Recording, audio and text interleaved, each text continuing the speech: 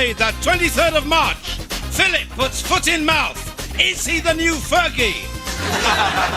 Barlow gets the chop, and the spuds, and the gravy. Blair puts Europe online. They rock! Please welcome the man who's a sight for sore eyes, Mr. Ian Lee.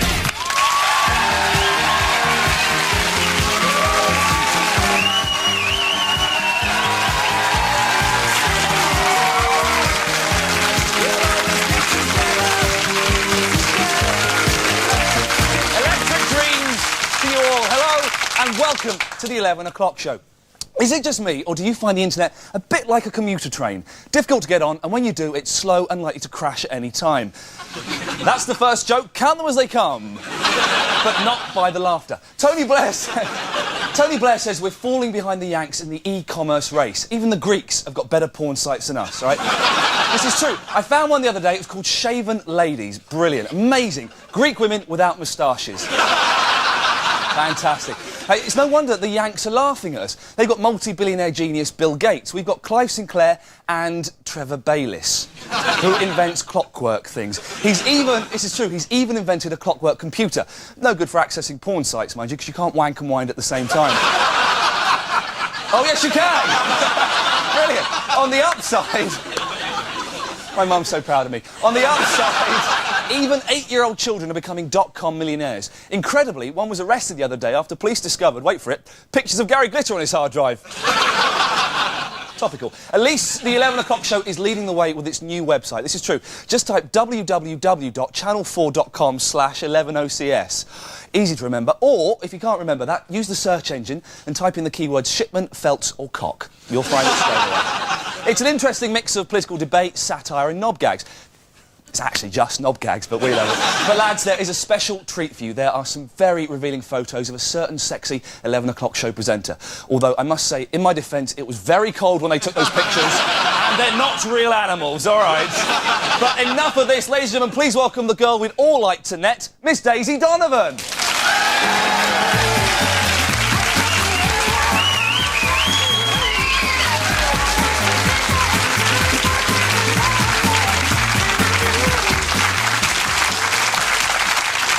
Just remember in the 80s. Daisy, what's on your mind?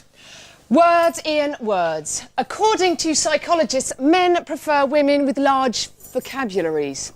And it's absolutely true. All ladies know the killer phrase, due to hitherto unforeseen circumstances, notwithstanding my previous aversion, and with reference to my present inebriation, I intend to osculate you, which means, after 2 bottles of Blue Nun, I'll see you round the back of the bins. In your dreams, Daisy, in your dreams. I'll tell you, Ian, before you ask, what's on tonight's show? Geoffrey Ross brings us the tension in Tinseltown as Oscar fever takes over, and Albert Square's sexpot Michael Greco will be washing our ears out with soap. And I'll be finding out what it takes to embarrass the British public. Ooh. Now it's time for the headlines. Tonight's top stories. With Chris Evans donating £200,000 to his campaign, experts say that Ken Livingstone is now just 1 letter away from having a cult following. Slimmers groups were outraged today when secret footage revealed how Vanessa Feltz really lost all that weight.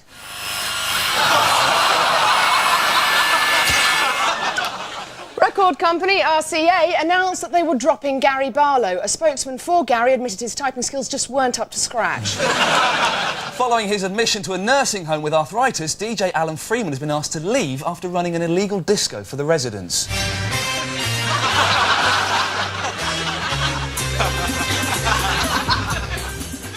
With the release of the new Transit van, designers have announced that its capacity has been increased to 50 cubic feet. In layman's terms, that's 15 illegal immigrants. 3 people have come forward tonight claiming to have found the key to Anne Widdecombe's chastity belt.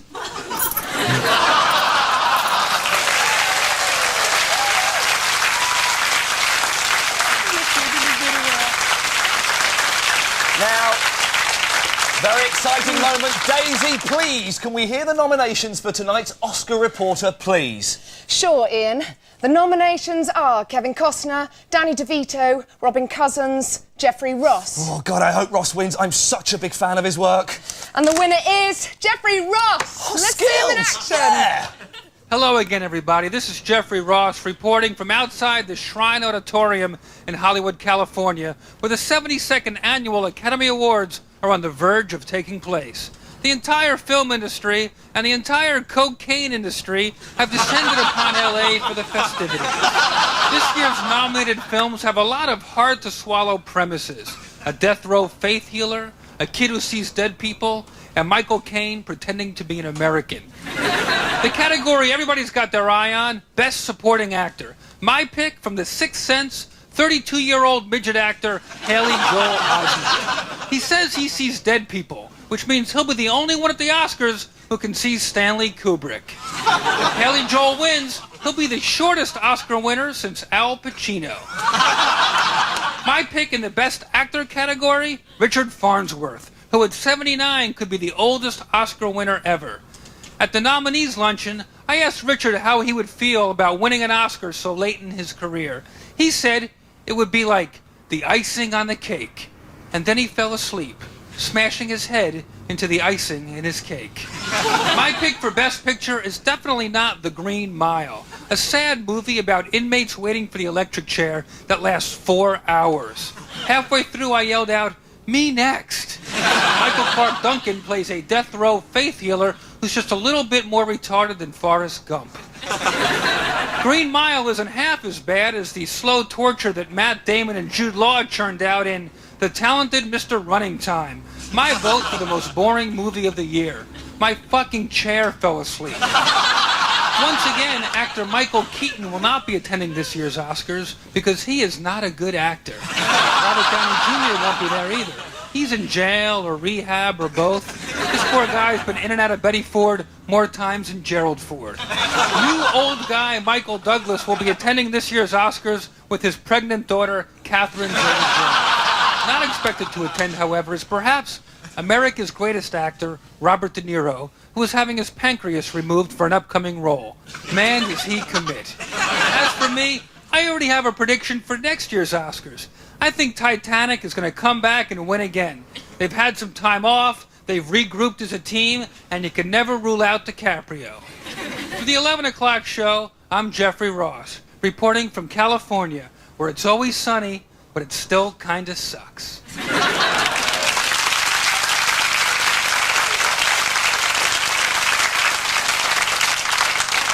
If you want to know the truth, there's only one place you can get it, from the mouth of the common man. Here with the word on the street, please welcome Reading's answer to Huggy Bear, Ricky Dean Gervais.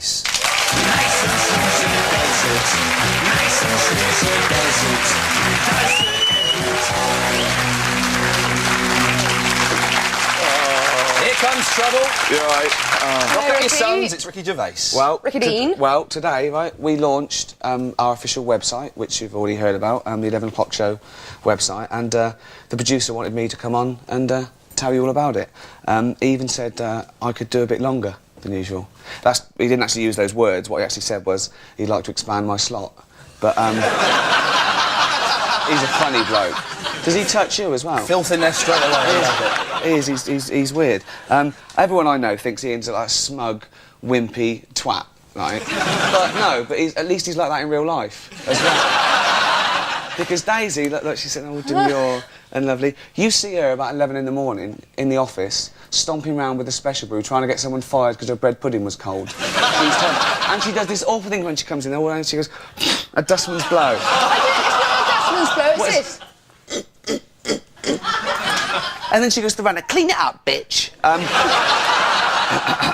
You can check out the web, quite seriously, on www.channel4.com/11OCS, 11 o'clock show. So, but what I want to talk about is true stories. They're obviously urban myths, like, you know, it happened to them. I'll tell you one that's on here, right, that you'd have been told by a friend, and I'll tell it like it's always told. My mate, right, he was having a wank, yeah, and he was naked on his bed, and he had a Walkman on, and his eyes shut, and he came and finished and splat all over it. And then he opened his eyes, and he see his mum has been in and left a cup of tea and some biscuits.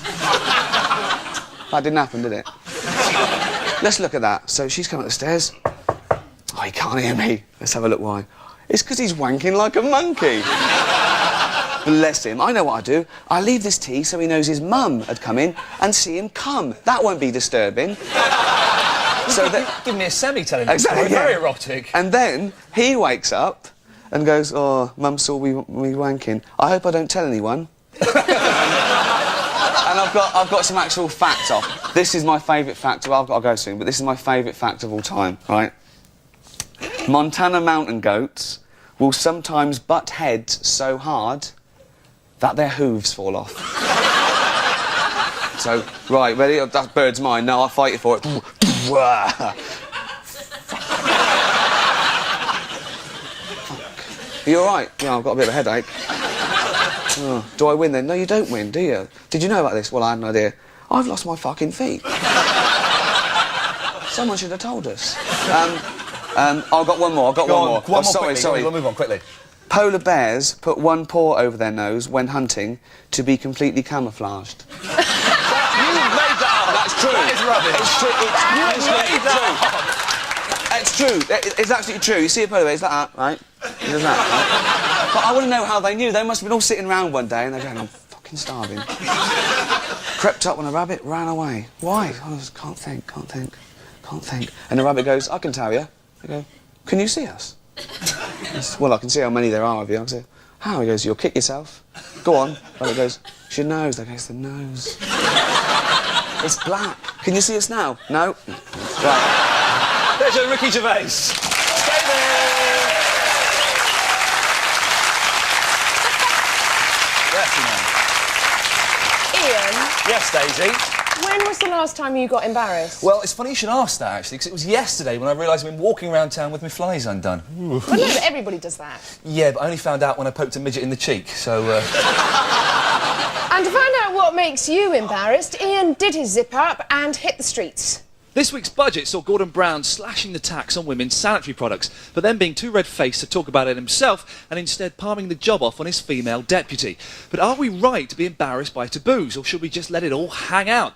I've come here to London to find out. Let's see what we've got. Find something really embarrassing. OK, we've got some books, we've got a folder, we've got a packet of Preparation H, relieves hemorrhoids and piles, eases pain and itching, clinically proven effectiveness. So you've got a sore arse, have you? Yeah, well, you know. Do you ever get embarrassed by other men queering you up? Again, they'd be put down before they got anywhere. Oh, would they really? How would you put them down? Come here, cowboy. Come here, cowboy. Come on, let me feel your buttocks. Let me feel your buttocks. Come on, let me touch your breasts. Come on, give us a kiss. Come on. What's the most embarrassing thing you've ever done, would you say? Shit myself. When did you do that? In that pub there. Why? I was too drunk. You were so drunk that your bowels just gave up and just released and your pants full of shit. Completely. How many times have you done that? Twice. This has been Ian Lee, the 11 o'clock show, London.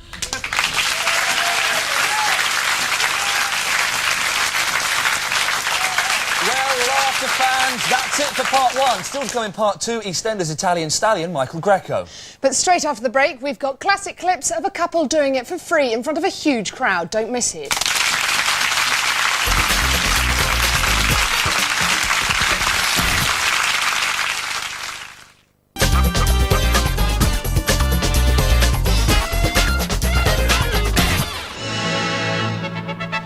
...1984, and Britain rules the ice. Jane Torval and Christopher Dean take gold in Ottawa.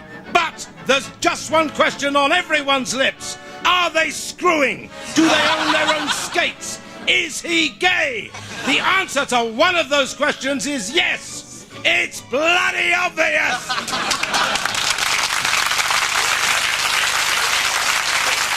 That was 16 years ago today. Welcome back to the 11 o'clock show on Thursday the 23rd of March. Coming up, Danny Boy previews the boat race. But first, here's another look at today's headline news. Catholic Church to attract British youth, they now pray to Snoop Goddy God.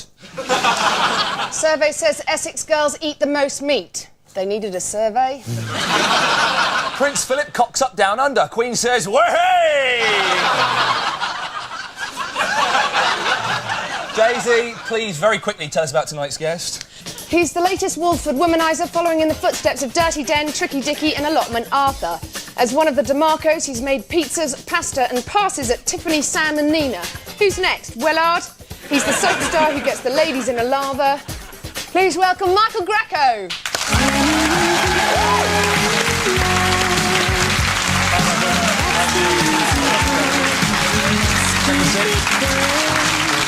Thank you very much for coming. Can I Lovely to just meet you. put the record straight? Bepe's not having an affair with Wellard, all right? All right. Okay, sorry. Already, My we've mistake. got anger already. Oh, shit. Now, EastEnders has made you a big star, but what was it like when you first started, having to work alongside such legends as Mike Runaround Reid and Babs Windsor?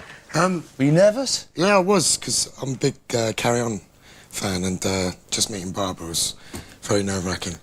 Now that Grant's left, what's it like being the Romeo of Albert Square? I'm not the Romeo. Yes, you are, you Michael. You're very All the good-looking ladies, man. they do love you. I don't know, I just... Beppe is the Romeo, I suppose, but I don't see myself as a Romeo. You look very much like Beppe, it's got to be do. said. Very similar. See, I talk like him as well. You are the new heartthrob, and you also have to be a bit of a hard man. Who would Beppe love to slap from the square? Ian Bill's got to be...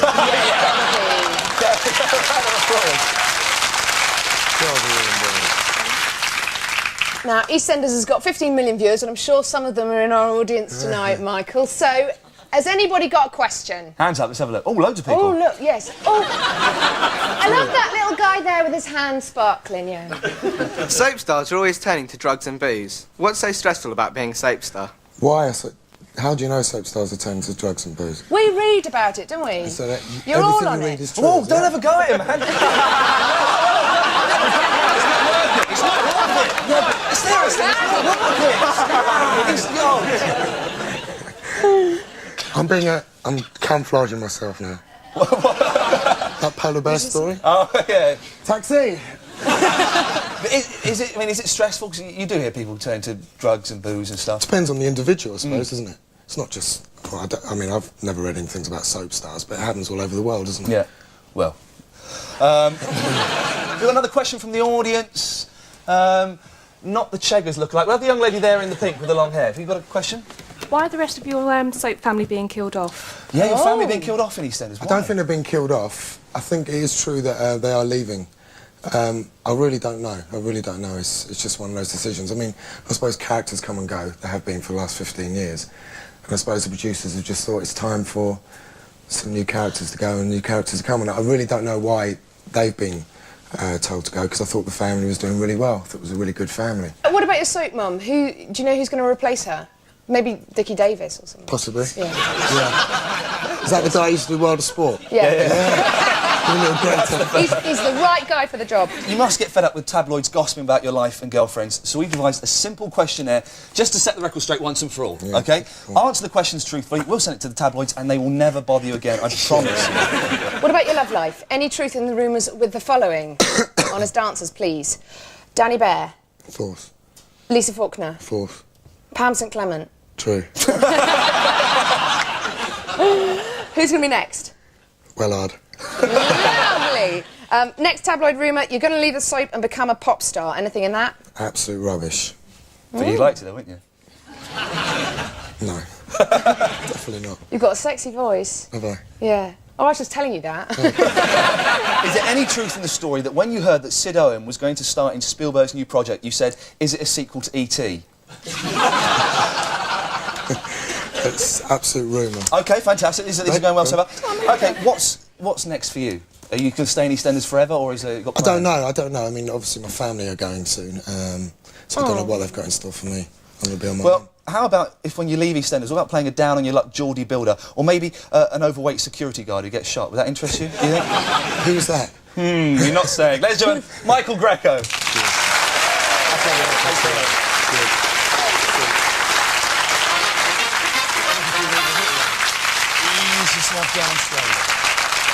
They say that in this life, good things come to those who wait. At least that's what Sting tells his wife. So let's find out whose time has come and who's waiting in vain with this week's brilliant Good News, Bad News. Good news. Vanessa Feltz has found love with the man who plays the honey monster. Bad news. Trisha's been caught in a gangbang with Snap, Crackle and Pop. Good news. The family of Dr. Shipman are moving house to be nearer to him. Bad news. Great Granny Shipman's shitting herself. Good news. Experiments have proved that pets really do look like their owners. Bad news. For Dean Gaffney's dog. Bad news. Up to 200 homeless people are living at Heathrow Airport. Good news. If they shuffle up close to a family, they can pretend for a very brief moment they're going to Spain. Good news. Scientists have discovered that men's fertility levels double when they spend time away from their partners. Bad news. Richard Madeley must be a Jaffa. Good news. A plucky couple are bearing all by living in a window of a department store. Bad news. For the cleaner who misunderstood when he was asked to clean the window box. Bad news. Gary Barlow has been dropped by his record company. Good news. It was out of a window. Bad news. A man trapped under a car failed to free himself when he tried to saw off his arms with a Swiss Army penknife. Good news. He did manage to open a bottle of wine, file his nails and clean the hooves of a passing horse. Good news. To cheer up inmates, high-security mental hospital Rampton has been holding discos for gay psychopaths. Bad news. For the bouncer who ended up being beaten and bummed to the toe-tapping sound of Uptown Girl. And that was this week's Good News, Bad News.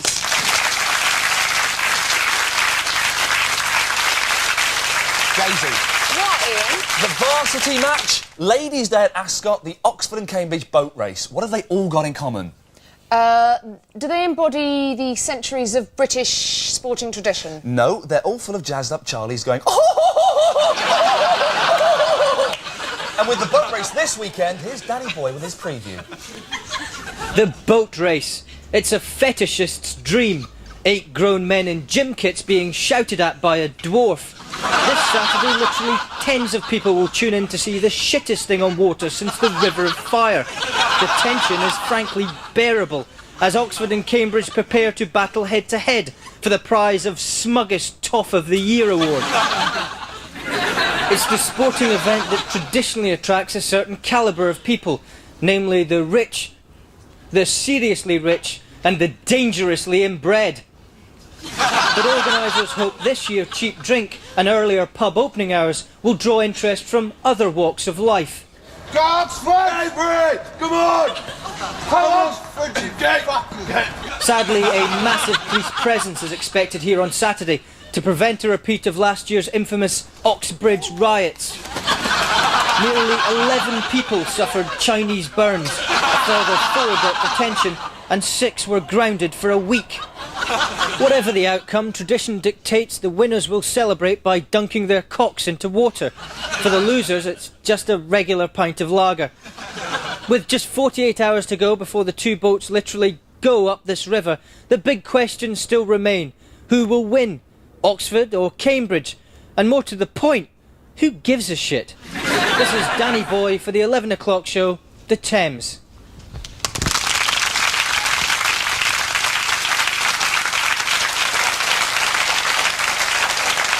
Well, Late Night Laughter fans, that's nearly all from tonight's show. Oh no, but before we go, the Pope took time out today to wow the crowds in Bethlehem with a rendition of a sea shanty on the mouth organ.